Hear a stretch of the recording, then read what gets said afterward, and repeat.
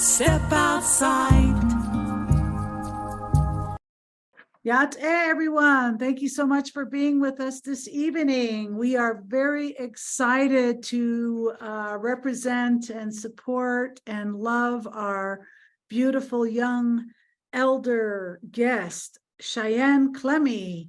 Before we get started this evening, we would like to take the time to acknowledge the traditional owners of these lands that we are residing in here, called Ogopoke Owinge, also known as Santa Fe. And thank you all for blessing us. So Chyenne Klemme is a recent graduate from Prescott College and received her bachelor's in social science with a minor in environmental studies. She is also a writer and has recently been published in The Changing Woman Collective, issue number 4. Keep your eye out for that or look it up. And She Towers Zion November issue. She is dedicated to creating safe environments that uplift people and communities marginalized by the hegemonic society of our settler colonial state. So before we get too deep into all these questions and wanting to know you on some very salient and important features of your life visioning, can you tell us a little bit about yourself? Hi, everybody, and thank you so much to Tosh and Elena at IndigenousWays, and to my interpreters, Mariah and Cress, for this wonderful evening. Just very thankful for this. Hello, everybody else. Thank you for coming. My name is Chyenne Klemme. In traditional Navajo way, it's important to introduce ourselves out of respect for who we are and where we come from. So, Yat Chyenne Klemme Beshricha Inishlin Tatnasatni Bashichi Norwegian Dashiche Do Beshricha Idashanale Nane A Hotsai Hoyere Nasha Akotego Adzani Nishlin. So hello, my name's Chyenne. I am from German and Diné heritage, from the Tangle People clan. I'm from Page, Arizona, and I identify as a Diné woman. So I think the best way to describe myself is as an artist. I am a dancer, a ceramicist, and becoming more of a writer these days. And I love singing and playing the guitar. I grew up in Page, which is a small town in northern Arizona, so the desert around me raised me as much as my family did. I grew a deep connection to the natural world around me at a very young age, and both my parents played a major role in instilling my love and respect and honor for nature. I feel the most at home when I'm in a canyon, on a river, or surrounded by the pinyons and junipers. I just graduated with my BA in social justice from Prescott College, and I'm currently working on my master's in Indigenous Studies at Prescott College. I met, if some of you were here earlier, you heard Tosh talk about our origin story of how we met. Tosh and Elena and I just met a couple months ago, and I fell in love with them and what they stood for as a band and as an organization, and I'm so excited for this conversation, so thank you. Yeah, Chyenne, thank you. Really appreciate you very much. So we got lots of questions for you tonight. Let's start with, where do you see yourself in the next 5 years? Wow, that's a very big question. Very daunting but exciting question. Some of this may seem silly, but it's what I first thought of. I see myself in a very healthy relationship with myself and with my family. I see myself living in a space with lots of natural light for all my dozens of plants.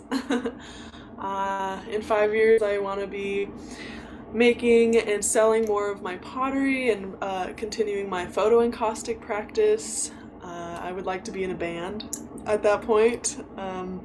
and continuing working with nonprofit Indigenous organizations.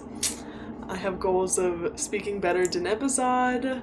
I will hopefully have doubled or tripled my book collection, and I will be giving back and taking care of the natural world around me. In a short sense. That's what I hope for. That's wonderful. I'm so glad to hear that you want to take care of yourself. I mean, it should all start from there first. Take care of yourself, then you can reciprocate that caring of self onto everything out, your external world, basically. So what are your dreams and visions and goals for Indigenous communities? Well, let's see. That is another huge question, and I want to start by saying that I am but a speck in the global Indigenous community, and I don't want to act as a spokesperson for any specific group, but I do have dreams that I can share. My dreams for Indigenous communities include creating regional Indigenous food systems that provide healthy and local food options for communities. Another would be for Indigenous communities to be given the leading role in environmental policy to protect our land and our water. And another dream is that is really close to my heart is to give Native youth access to outdoor spaces. There's a really great book called Black Faces, White Spaces by Carolyn Finney that does a great job at describing how outdoor spaces have excluded BIPOC communities. And I also dream for Indigenous communities to continue on a path of healing self and community. Sounds about right. And do you believe that alongside your environmental work and support, that art can change the world? And if so, how? Yes, art, in the shortest answer, yes, art can change the world. Art and creativity is something so deeply embedded in human DNA that it gives it the power to create change, to invoke emotion, and encourage action.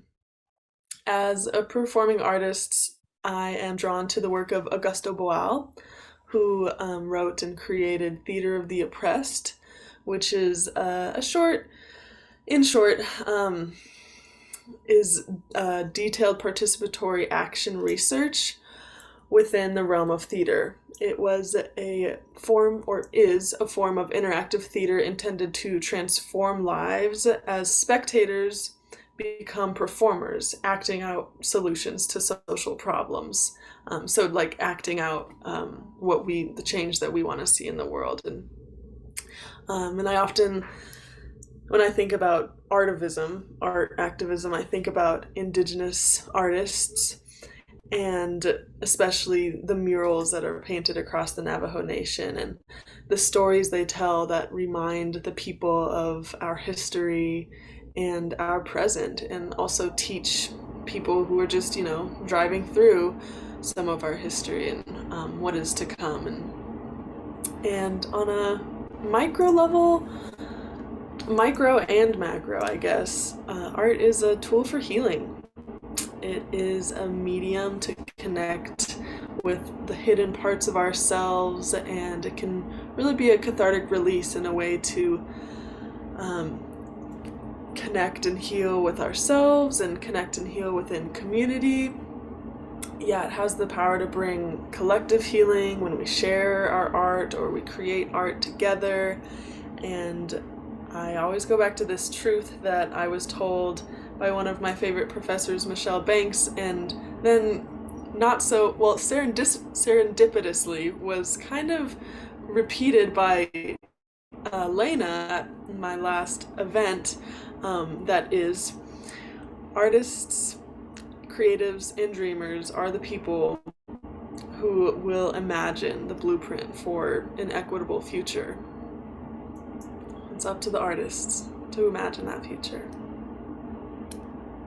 That is so spot on.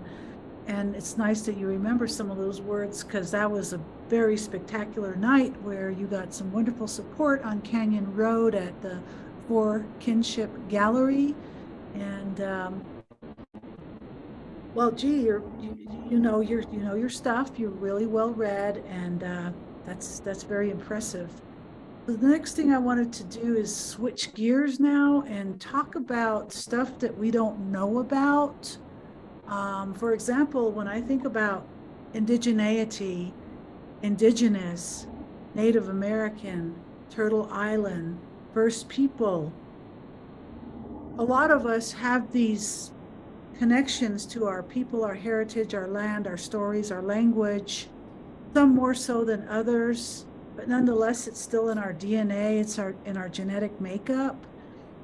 And we have parents or adopted parents or foster parents or some people that really influence our conditioning, how we see the world.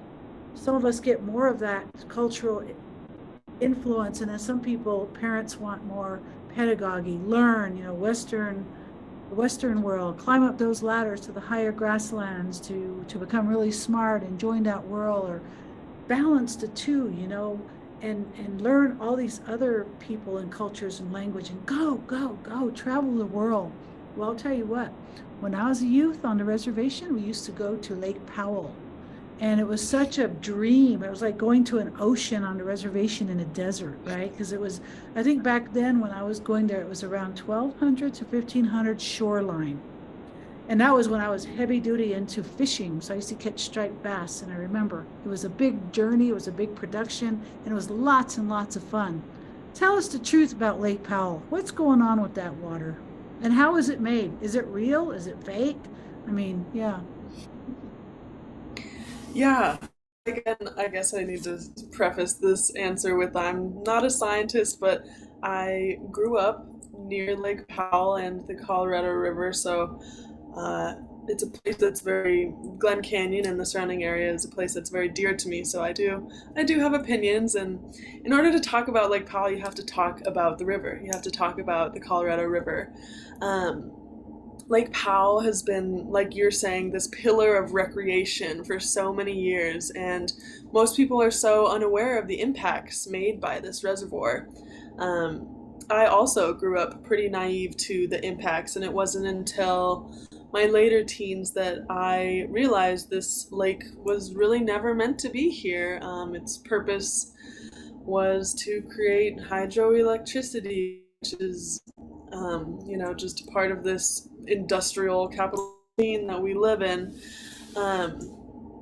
And so some of these impacts, one example are the impacts to the ecosystem above and below the dam that have suffered major shocks and shifts because of the dam and the growth of the reservoir. One of those examples being that the Colorado River used to be a free-flowing and warmish river. With dam release water coming from the bottom of the reservoir, it became very cold water flowing downstream into the Grand Canyon. So the flora and the fauna of the waterway had to completely adapt to new water temperatures, to invasive species, and regulated water flows. And now, with the strange and sad thing, with the water levels dropping, the temperature of the river is changing once again. My sister and other Grand Canyon River guides have noticed a remarkable shift in water temperature, which I'm sure is forcing the ecosystems to adapt once again. And I think Lake Powell has been all over the news lately. I'm sure all of you have seen headlines about Lake Powell. And there's no way to put it lightly. We are in a water crisis, and we have been for some time, and it hasn't been put to the top of our priority list as a society, which is going to be really detrimental in the end for us unless we start really taking action now. And a lot of this overuse of water is in big part because of the Colorado River Compact, which divided the Colorado River into two basins. The upper basin, which consists of Colorado, New Mexico, Utah, and Wyoming, and the lower basin, consisting of Arizona, California, and Nevada. And it established the allotment for each basin and provided a kind of a framework for management of the river. But that hasn't been revised in a long time, so the amount of water that's being used by the upper and lower basin is based on numbers of when the lake was full, when Lake Mead and Lake Powell were full, which Lake Powell hasn't been full since it must maybe like 10 or so years after the dam was created, and it's continually decreased since then. So wasn't going to be a reliable source of water in the long run. So yeah, in the fall of 2022, Arizona, Nevada, and Mexico were their water allotment was cut. So Arizona specifically was cut by 22% of their water allotment, and in real time what that looks like is water restrictions for starting mostly impacting agriculture at the moment. 90% of the United States winter greens are grown in Arizona, so these water restrictions will be felt all over the United States. And you have to think about what needs to be saved at this moment. A lot of people are so in love with this lake because it is this like from Mars environment, or do we save the river? And in my heart, I know that we need to save the river because rivers will continue flowing. Rivers will always flow until, even when humans are gone, the rivers will continue to flow. And so I think it's really important for us to focus on saving the river rather than this reservoir. And as the reservoir in Glen Canyon Dam itself is nearing dead pool, where it won't be able to produce any more hydroelectricity. So again, not a scientist and don't really know fully how to solve these problems, but I believe that we need to be storing our water elsewhere now and not in Lake Powell. Yes, and it just makes me think about the importance of the Colorado River to my culture, and specifically when I think about it, I think about the confluence of the San Juan River and the Colorado River, a very sacred place that has been covered up by Lake Powell. And so I think about the day when that confluence will come back to life and the river will be restored.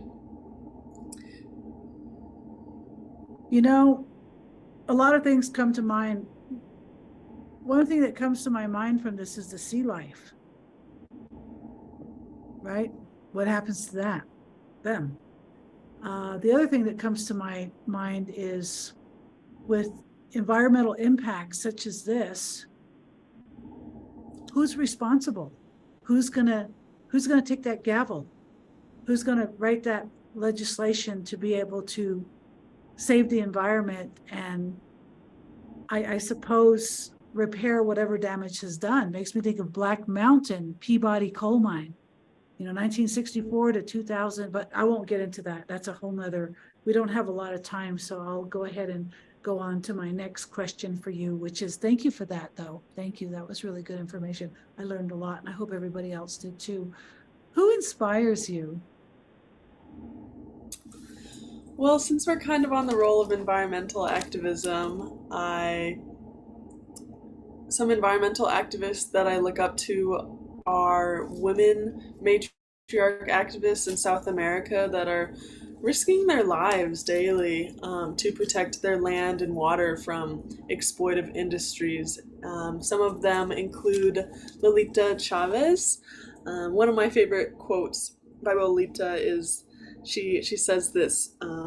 She is a part of the women that make up the haunted forests of feminist rebellion. I think that really resonates with me. Some other women activists in South America are Carolina Amaya and Francisca Ramirez. And my other most recent inspiration for art activism and community organizing is my new roommate Ty Harris, that works with Indian Collective, because of their commitment to promoting Indigenous power and creating organizing spaces that are teaching other Indigenous people how to organize and how to create power and create change. And of course, all of the musical and performing and literary artists in my life, or that I see online, they inspire me endlessly. Thank you so much for acknowledging the musicians out there. So what connects, like there's the heart space, right? The feeling.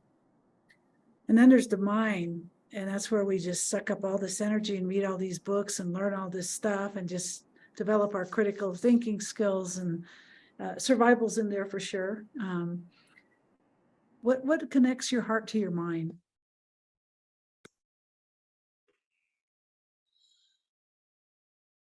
I think my number one answer would be nature. I think that I feel at most in my heart when I'm in nature, and I'm able to communicate what I feel in my heart to my brain easiest when I'm in nature. Feeling the sand on my feet or watching the sun reflect on moving water, or especially I feel a connection between my heart and my mind when I'm dancing or I'm playing with clay or doing something creative, when I'm singing.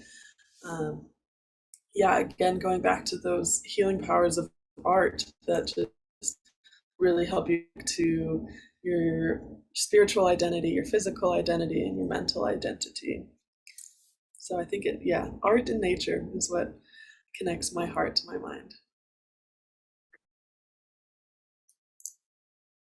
You know, art and nature are very, very, very healing. And it seems like the pros and cons of the internet generation, cyberspace, going into meta universes coming up soon, if we're not already there. Maybe there's some apps I don't know about.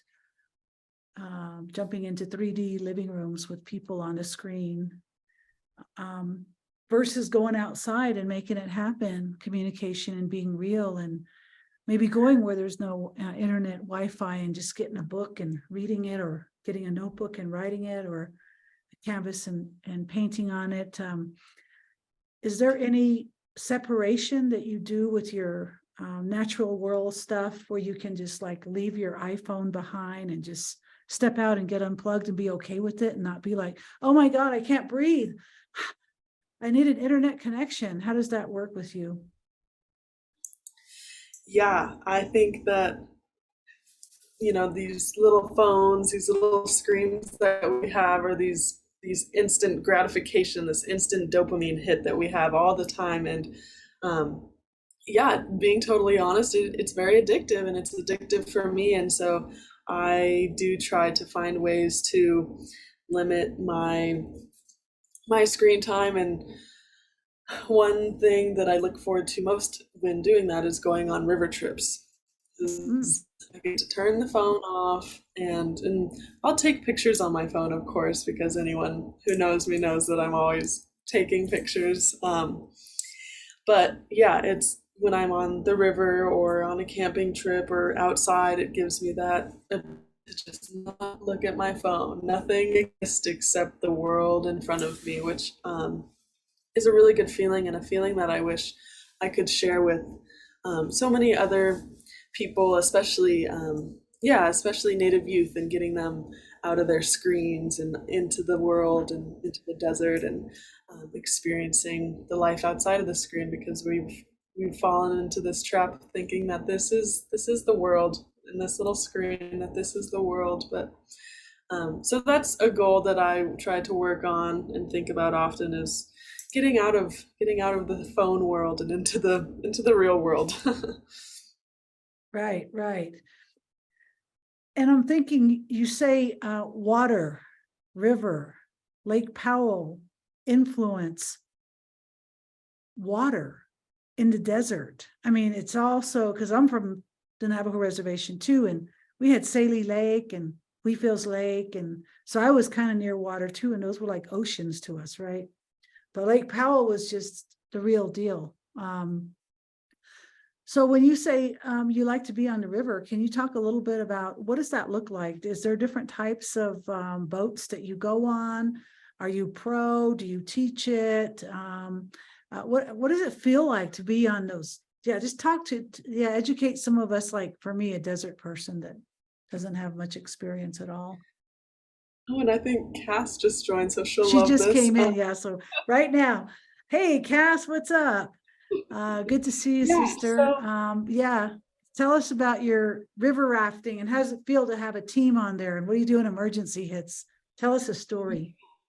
so the world of running rivers it's the big one, and it's a very beautiful one. I think the aspects about it that I enjoy and love the most are being able to be so fully immersed in the world and environment around me that I don't focus on anything outside of that.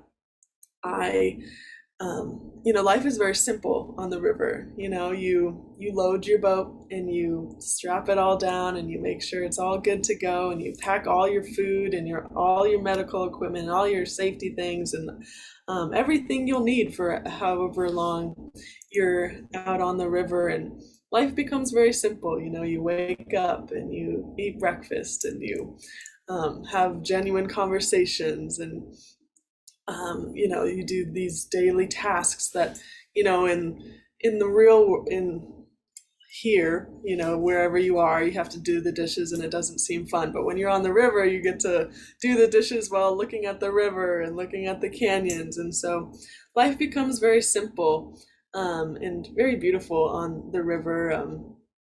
I have my experiences with rafting, either paddle rafting or using an oar boat. And I recently was gifted some canoes, uh, and just got back from a all women's canoe trip down on the Rio Grande in Big Bend, Texas. So I'm very, very, very grateful for um, having a boat now to be able to get on the water more. But yeah, water is medicine and water is a relative. And so I try to spend as much time as I can with them. I'm dying to know because I've never tried that because I'm too scared, but I want to in a dream, but I'm too scared. Maybe somebody could talk me into it one day, maybe a gentle little ride with maybe Cass and you. Maybe Elena is our little guide. She's a river raft. She used to teach this stuff in Australia and New Zealand, believe it or not. So Elena's pretty savvy on this water stuff because, New Zealand, tropical, hey. And our brother here, Chris, he's pretty savvy too with boat stuff. So you got some boat people on the show with you tonight. How fast do you go? Like, what's a normal speed? Like, say, what's the slowest speed and then the fastest speed that the boat can go on? Well, that's a very dependent question. Oh, It depends on a lot of it depends on CFS, which is what they measure the water in, so cubic feet per second. A good way to think about that is if you have a river and you draw a line across the river, and then let's say the CFS is 100, so 100 basketballs are going past that line every single second. mm, Yeah, I think, yeah, just rivers are very important to me, and so I kind of going into another thread of, um, since they're so important to me, I want to, take care of rivers and make sure that they are sustained for the 7 generations to come. So I've been working with a couple organizations. Last spring, I was working with the Paria Beach Restoration Project, which Paria Beach is a beach right at Lee's Ferry, which is the start of the Grand Canyon, a really big recreation area. And I helped brought in people, native youth specifically from Page High School, and we all would go down to Lee's Ferry and we cleaned up and we learned cultural aspects of the area, and we even planted and did some restoration work with planting native trees like willows and things like that. And I'm currently working with an organization called the Returning Rapids Project, and we are conducting research on the San Juan River and the Colorado River as Lake Powell depletes, just documenting the changes in the river corridor that happened because of Lake Powell, and while trying to preserve the Colorado River in Cataract Canyon, which is in Utah, and then to restore Glen Canyon, which where Lake Powell is. So all of Glen Canyon is Lake Powell. So yeah, I have known the people of the Returning Rapids Project for about 2 years now, and didn't start working with them until this year when they really convinced me. I was watching one of their presentations and they said to me, in your lifetime you may be able to raft Glen Canyon again. And so that kind of that sparked my fire, and I'm now here and committed to restoring this Glen Canyon. That is just unbelievably exciting to have that vision, that manifestation, that goal, because I always believe that a lot of us have been to college and, especially coming kind of out of high school and going right into higher ed and just going, okay, I got to get the core classes out of the way. And that gives me time, one semester, to figure out what I want to do when I grow up. But I'm already grown up technically, because I'm 17, 18 or whatever. And I know it all. And this is exactly what I want to do, or I have no idea what I want to do. But maybe I'll do this. So, get to dabble and try all this different stuff. But then at some point, I believe it's really important that we get really clear with that vision. What is that manifestation? Do you want to plant seeds? Do you want to grow your own corn? All of that requires water. All of that requires wealth. And I don't mean dirty paper called dollars. I mean land. Land and water is our true wealth. So I think the Navajo Nation is the richest, wealthiest nation in terms of natural resources in North America. I could be wrong, but I could be close to right too. We have all this land.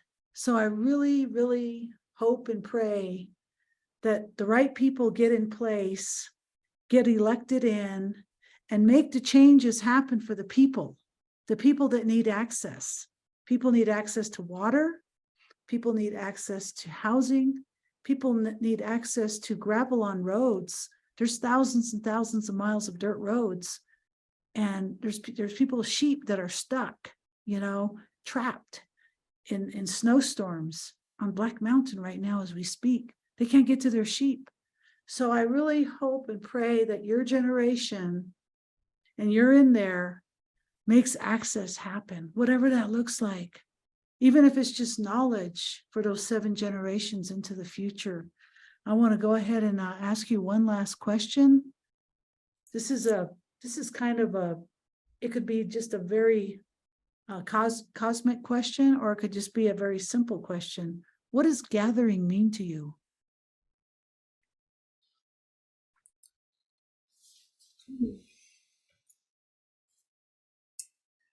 I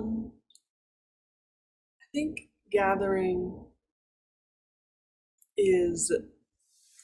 I think of it as an ancestral practice. From the beginning of time, our ancestors gathered, and we saw the value in community, in having connection. And so gathering is community, gathering is love, and gathering is what keeps us going as people, as a society. And I think gathering is where opportunity arises. It's where understanding and learning happens. So yeah, gathering gathering is life. Gathering is what brings us all together. Thank you very much. When I first started learning about gathering stuff, it was like individualism, collectivism. Who are you? Where do you fit in that? It's like, okay, yeah. So thank you. That's a wonderful, wonderful, wonderful answer. And I think about seeds myself. When I think about gathering, I think about seeds, how important those seeds are too, that just stay organic and not GMO'd out and sprayed up and, just like, yikes, what are we eating here? Thank you very much, Chyenne. It sure has been a pleasure. We're going to go ahead and wrap up our question portion of this event, and we're going to go ahead and take a little commercial break for Elena to give us a little bit of insight into what Indigenous Ways is up to these days. Thank you. Thanks for that, Tash and Chyenne. Thank you for that beautiful medicine that you have just blessed us all with. The gathering is the theme throughout our 2023 programs that we'll be doing. But one of the things I wanted to share with you, being Māori Samoan from Aotearoa, New Zealand, our river system, or that I'm connected to, my ancestors, is the Wairoa River, which is the largest river body in New Zealand. And, I'm of the 20th on my grandfather's side and the 27th generation on my grandmother's side that came on the waka, the Tainui from Kauai. Now, I'm sharing that simply because in Aotearoa there are many river systems that have been protected because they are known as entities like people. So they're protected. The river systems are protected. And so I want to have more conversation with you and just your passion and your love that you have for the environment. And also for each and every one of us, whether you're watching live or also through our social media, here is Chyenne, her generation, generations to come. What do we get to leave them, if anything? So I want to thank you for your love. And that's why we fell in love with you and your family, because of just who and all that you represent. And we really see you. So we're going to give everyone an opportunity soon, but this is what's happening. Next month, please put in these dates. Same time, same channel, same place. Wednesday, the February the 15th, we have got the extraordinary poet, interdisciplinary artist, Stormy Weather, who is two-spirit and also black, chokda. We're also beaming, it's going to be Black History Month. So we've got no one better than Stormy Weather, who is going to be blessing us. She's second generation two-spirit and a lesbian.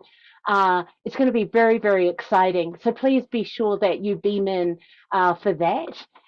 We are very, very blessed because we have had over 200 shows, the Indigenous Ways Wisdom Circles. Thanks to all of you. You can go to our website, IndigenousWays.org, to go and see people like Chyenne. She'll be available in the next 48 hours. So if you want to share that with your friends and family, you can at our website with over 200 other Indigenous, Native American, LGBTQIA, 2S plus community, and our deaf and hard of hearing presenters.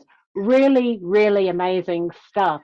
So we started this on the 1st of April, thanks to COVID, and have garnished, because of this, a worldwide audience.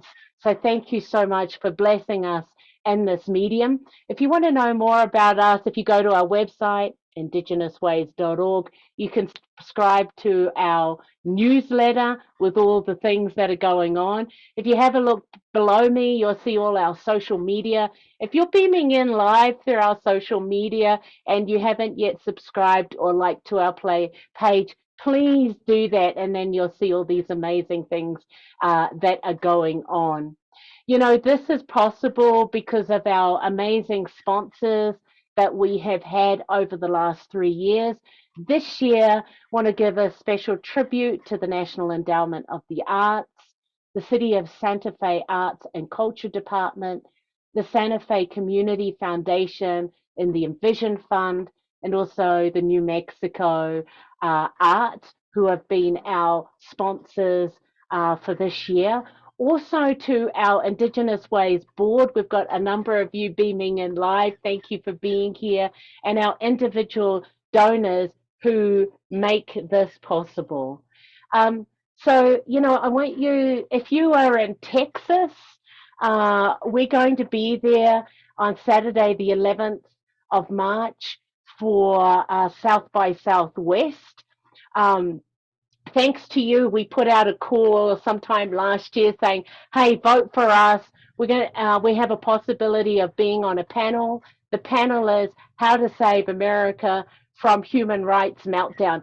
Really beautiful segue from what Chyenne was talking about. So a lot of you who have been introduced to Indigenous Ways, just a lot of the things that we've been doing using arts as a medium and bringing in these amazing presenters, artists, musicians, performers like Chyenne, speaking from their heart just in their walk.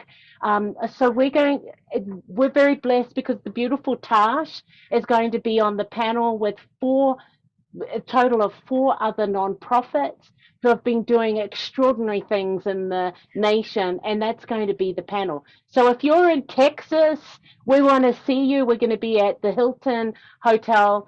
The presentation is from 4 to 5. Or if you know of people who are going, let them know that we're going to be there. Okay, this is really exciting because last year it was a pop-up festivals at the Santa Fe Rail Yard Park and the performance screen. You know, it was so popular. We did 5 of them from May through to September. We've got a skeleton staff and also volunteers. So we wanted to do it again thanks to all of you and your feedback. So we want you to save these dates. There's going to be the first Friday of May and June, which is the 5th of May, June the 2nd, and also the 3rd Friday in August, which is the 18th. Okay, these times are going to be from 5 to 9. Mariah's going to be interpreting. Chris, who was the interpreter before, he'll be back with his family in August. We've got all these amazing Native American, Indigenous, deaf and hard of hearing presenters, as well as our LGBTQIA artists who are going to be performing. We're going to be closing out in August with Joy Harjo, who has been the poet laureate for the last few years. So she's going to be closing out our festival. I'm letting you know this because we know Donna and Christina are on the line, and they also came all the way from Ohio to Santa Fe and be part of the volunteers. So we're putting a shout out. If you want to be a volunteer, you might know of someone. We've got vendors, food vendors, all the works, and what Chyenne beautifully described as gathering, a celebration of people coming out through the arts, through the music, through the workshop, through food, through gathering. That's what we do. So be sure to save these dates because we really, really want to see you here in Santa Fe. And if you're unable to do that, we will be also doing it hybrid. And thanks to Destiny, who's here, worked out better systems for this year. So anyway, if you want to donate, you can. Here is all the things. You can also go to the website and the donate button. But in saying that, thank you so much, everyone, and blessing us.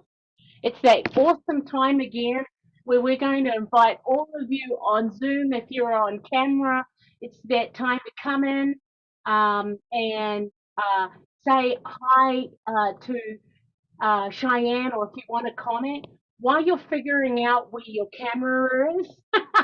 I'm going to we've got a number of people on our social media, and I'm going to read those.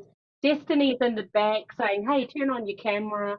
Or if you're a little bit too shy, you can throw something in the chat box. For all our social media people, if you want to stick something in the chat box, we will happily read that. But while people are figuring out how to turn on their cameras in our Zoom, I'm going to go to Rachel. Actually, she was on social media, and I think she loved it so much she came in. But anyway, Rachel is one of our board members, and she says, Chyenne, thank you so much for sharing.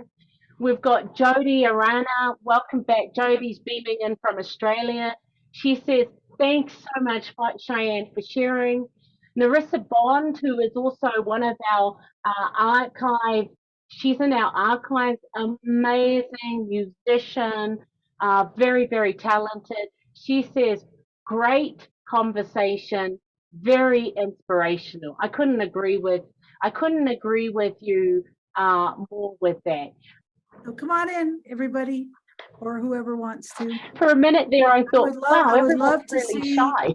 Cass, Arletta. Hi, it's Missy, Who and else? it's still not allowing me. Woo! Oh, there we go. Hey, there you There are, we go. Missy. Yay! Right on. Hi. Great to Oh, see you. Chyenne, so wonderful to Oh, hear man, you and Sue see Raven you. Warrior. I thought you were Very all hiding for a inspirational. minute. I was like, what's wrong with you now? Come on, I know, don't we're need all to be gonna talk shy. to Look you at at Chyenne. once. She's just going for it. Okay, Thank thanks, you Tosh. so much, Missy. Hey, Let's start Chyenne, with I Cass. got a question. Oh, Missy. Okay. I'm just so inspired by your love for the environment and of the water and the water issues. And I wanted to ask you, did you have a role model or somebody that inspired you besides your paying attention to nature and the beauty? Well, I think it starts with my family.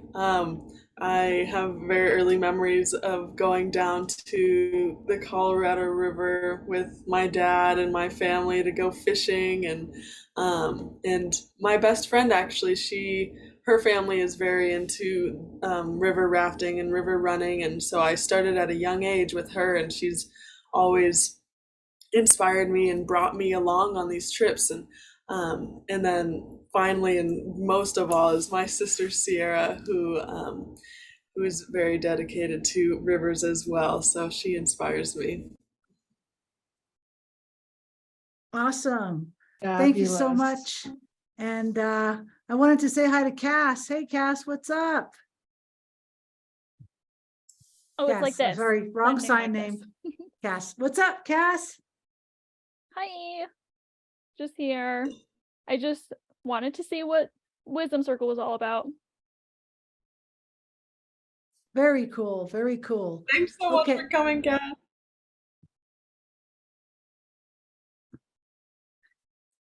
Okay, so there's a lot of people want to get through. Let's say hi to Catherine Reynolds, who is brand new in Santa Fe, brand new in New Mexico. Nice to meet you, Catherine. We'll meet in person soon, I promise.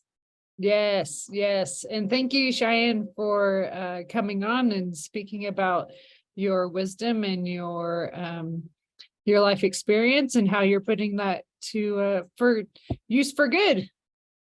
Thank for our you. world. Thank you. Appreciate it. I appreciate you being here.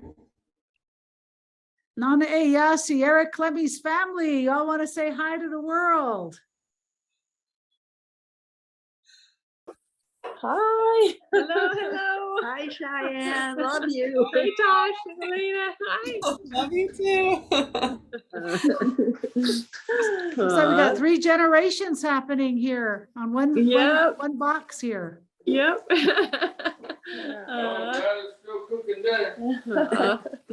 Blessings, blessings, blessings. All right, I can see Donna with your hand up. Donna, did you want to say Thank you. something? And if you want to, just let us know if you want to share. Okay. Hi, Cheyenne, you're very inspiring. As someone who's of the elder generation, it's good to see people coming behind us who want to do the same work, who want to do this work for Mother Earth. And Tosh, I have river rafted the American River twice. I was much younger. Yeah, twice. So I highly recommend it, but don't wait till you get really old, because then it'll be really too scary. Those big rivers can be hard on our older bodies, you know what I mean? But Cheyenne is going to continue to inspire you to seek out some of that. And I appreciate it absolutely. this evening. Thank you. Thank you so Donna. much. All right, what about Arletta? Where's Arletta? Is she still here? No, she screens Okay, off. she's got an unstable Wi-Fi. Sue, what's up, Sue? All the way up in New Hampshire.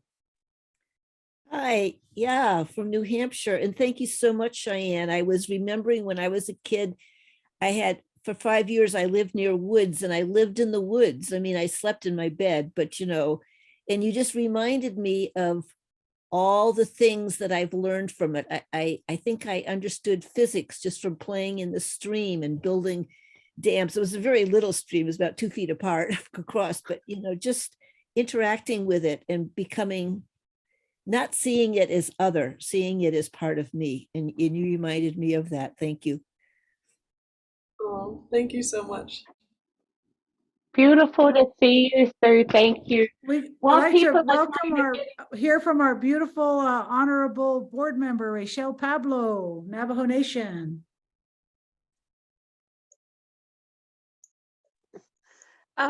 Yate, hello. Thank you for sharing the in-depth knowledge that you have and your love for the earth. And I don't have anything profound to say, but just say ahead and thank you. Ahead. We love you, Shells. What about Arletta and Lukachukai? Arletta, can you see us? Arletta's in Lukachukai. Hi, Arletta. Maybe not. Okay. Who else? Who else wants to? Homer, our other honorable board member, our Diné brother. Where's Homer at? Yeah, hey everybody. Yeah, I'm chiming in from Albuquerque. I just want to say that I really do want to say it's good to see Cheyenne as a young Indigenous person being really proactive in what she believes in. And I'm really impressed with that. And I just wish you the best. Keep going in your studies, and we'll be hearing more about you in the future. Yeah, thank you. Yeah, thank you. Thanks so much for that, Homer. I'm just going to go back over to our social media. We've got Hilda Ritchie. Hilda is beaming in from Wisconsin. She says, thank you so much, Cheyenne. And also we've got some people that are in Zoom that put in the chat box. One, Warrior Brown. Warrior Brown's going to be one of our presenters a little bit later in the year. He says, river rafting. That is awesome. And we've got also, I want to say, your family here, but Sarah says, great job, Shy. Love from the family. I mean, a lot of us have seen, the importance of and being blessed by having such a loving and supporting family. Also, I want to thank each and every one of you, because one of the things in having this format here, and if those who are artists or doing things like environmental justice, social justice, all these amazing things, sometimes along the path, it's like, gee, am I doing the right thing? And so having this and giving your feedback is really important for people like Cheyenne and others to keep going and doing, because it's really fundamental. You know, the art change our communities, the world for the better. And it's artists like Chyenne with the many modalities that she's in, many of us. That's why we're having these pop-up festivals, so we can celebrate each other. We can eat, we can commune, we can laugh, we can smile. We can do all these great things together, because what we're saying is, I see you. I really believe in you. And when we met Chyenne and her family in November last year, as it was said, Chyenne was putting on a wonderful collective. And Chyenne, we've got the beautiful Amy from I've forgotten what it was for. She's going to be doing a fashion show for us in May at our festival. That's thanks Come to join you. us, Chyenne. That's thanks to you. So it's all these connections. So we're really happy by the way this has started. We could not have thought of anyone better to start our season than the beautiful Chyenne, just with the medicine that she brings. And you know what's happened? Hearing each and every one of you, that you're inspired. You are inspired. Irregardless of what is going on in our world, it's people, communities, families, these little beautiful bubbles just bleeding from their heart, their passion, and their love. And we have all of you doing, our wonderful president, Michelle, who's here, doing these extraordinary things in the community. All of you. Our interpreters making access available for everyone. Things that we really believe. Tosh, have you got any closing I just want to do a shout out to Warrior Brown from Chinley and Luka Chukai. He's our little brother. He's here in Santa Fe. So we'll see you tomorrow, Warrior. Thank you for joining our show. We love your movements too. We can't wait to have you on our show. And I just wanted to also acknowledge our beautiful IT tech guru, 24-year-old Destiny Rushing, who makes it happen for IndigenousWays' website and all that. She was able to put a vault in. So if me and Elena never come back from a trip, you guys will know where to find all the code words and everything. So Destiny, thank you for all the work you do for us. We love you. Arletta, as always, you taught me sign language when I was 11, 12 years old. My beautiful elder sister and Luka Chukai. Arletta, we love you. We'll see you soon. And love you, Arletta. I don't know if you can see me. That I love you. Thank you, guys. Have a great and I night. just want to say thank you so much ahead to everyone. I have so much, my heart is filled with gratitude, and thank you all for letting me be here. Definitely had some imposter syndrome coming onto this, but now I'm very full of gratitude and love. So thank you all so much. And hi, Arletta. Tasha's told me a lot about you. Awesome. Thank you, Warrior, for taking Arletta with it too last week. That was awesome. All right, you guys. In closing, we want to say this. Thank you, everyone, where you're joining us live in the Zoom. You can do this every month, third Wednesday, 6 to 7 Mountain Standard Time. So we want to see you, share with your friends. Go to our website, IndigenousWays.org. You'll see all our amazing presenters that we have coming in through this format. Also, this would not be possible without our beautiful interpreters, Chris Estiano, and also we've got the beautiful Mariah. Let's give it up for our interpreters, making access available for all. We'll look forward to seeing you all. Same place, same channel. February the 15th for the amazing stormy weather. But tonight would not have been possible without the beautiful medicine, the amazing, courageous walk that our one and only Chyenne Klemme is. Chyenne! Touch the earth.